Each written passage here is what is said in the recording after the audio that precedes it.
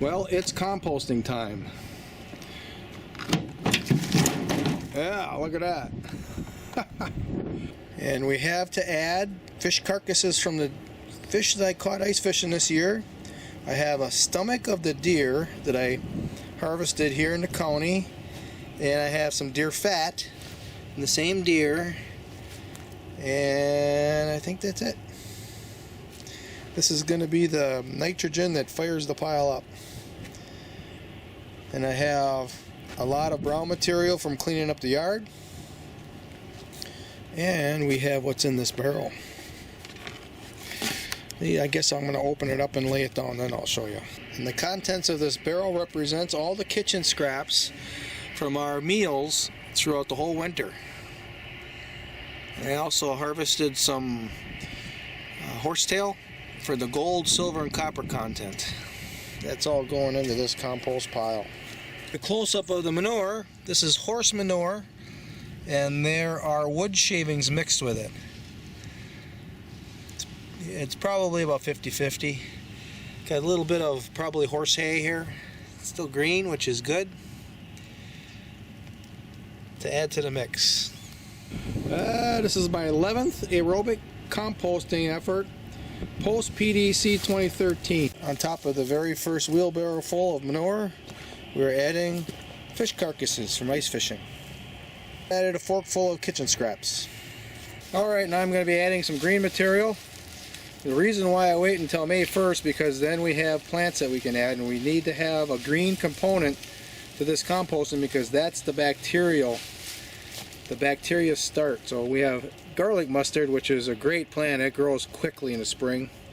It's like a succulent.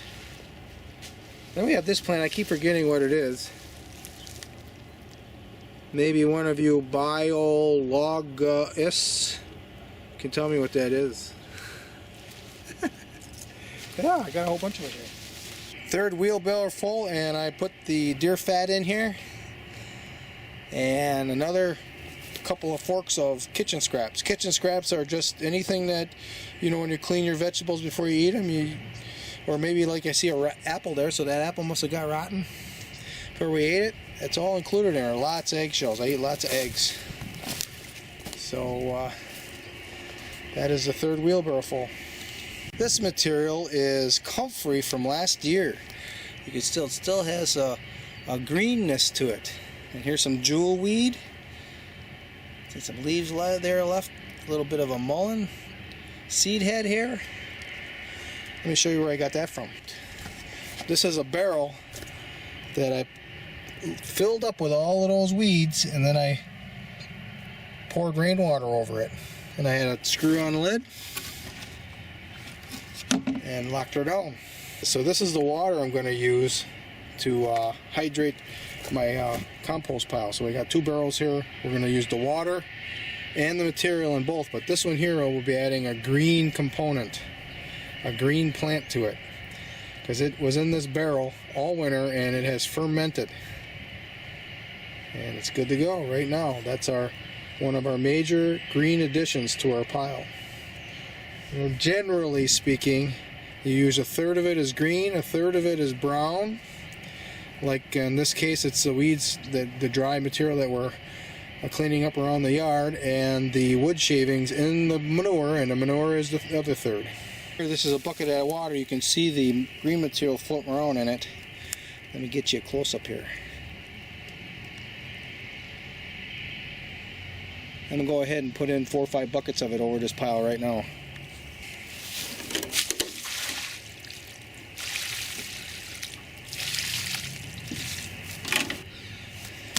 So there's two issues that's facing me when I make this early spring compost pile. One is we don't have a lot of green material, and the other is I don't start collecting rainwater until the last frost date is over, because I don't want to freeze the valve on my tank.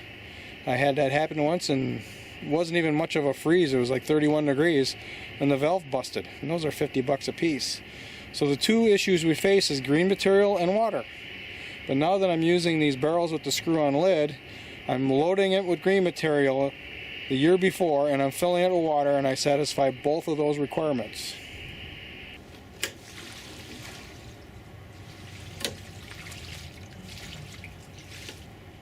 So, hydration nation. Doesn't matter that it's frozen, it won't take long and the bacteria will start to work it and it'll heat up. The fish will be the source of the initial burst of bacteria.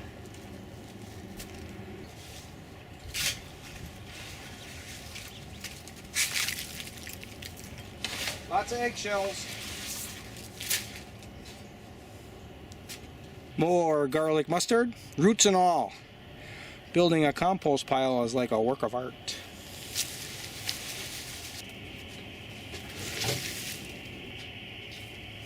Here's another green plant that's available to me on May 1st. Rhubarb. So I'm trying to just get the leaves and not the stalks. I'll go back and I'll harvest the stalks, but that one came off with the leaf. I'm just going to go ahead and add that in. There's something other I want to show you that's kind of exciting here. I kind of forgot about it. It was in that barrel of water over winter, and that is honey locust leaves. Look at it. So that's fermented honey locust leaves, along with the rhubarb. Top of the rhubarb, we've added 2 more scoops full of kitchen scraps. These are some rotten onions I got included in here. Shells from squash.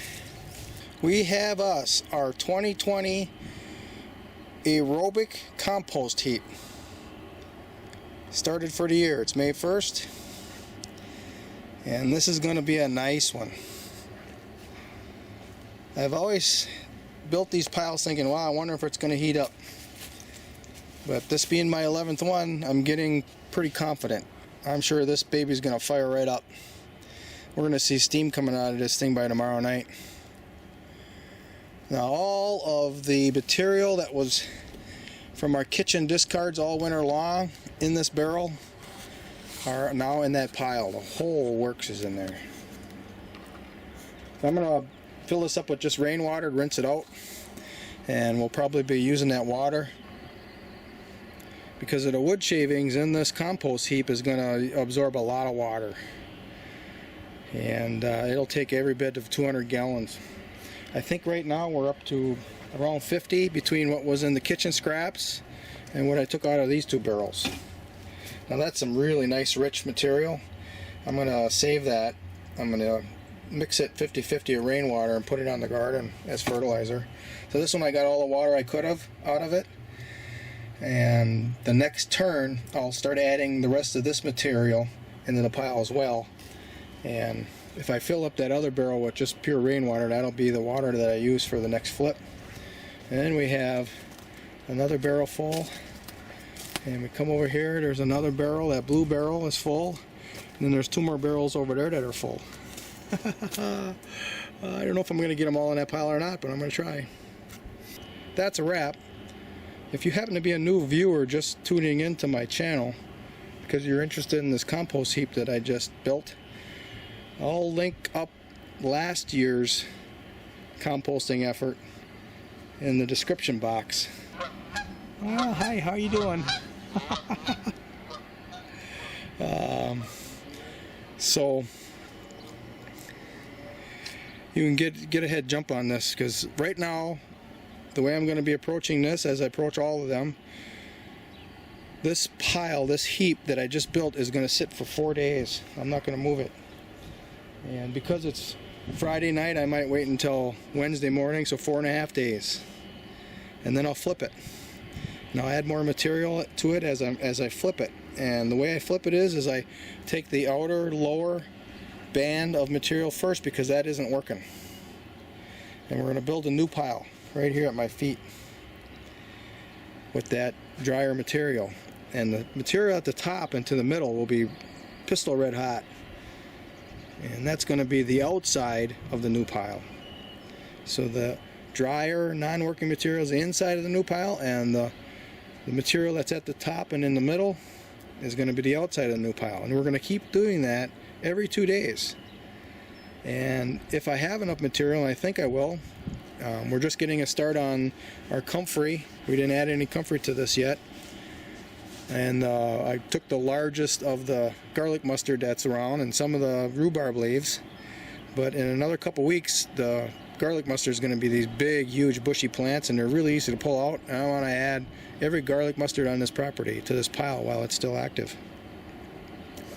And at the end of the month, in May, we're going to distribute it out in this composting area here, this whole area, which is 20 feet by 15 approximately. And we're going to make beds and plant crops in it. We're going to plant crops right in that compost. Something that a lot of my or not a lot, but a couple of my subscribers says that can't happen. You got to let that compost sit a year before it's ready. Well, I'm here to tell you, you don't have to do that with aerobic compost. I've done it many years in a row now, including last year, and it's a part of that playlist of 34 videos. So here it is. We're finished. Appreciate you all for watching.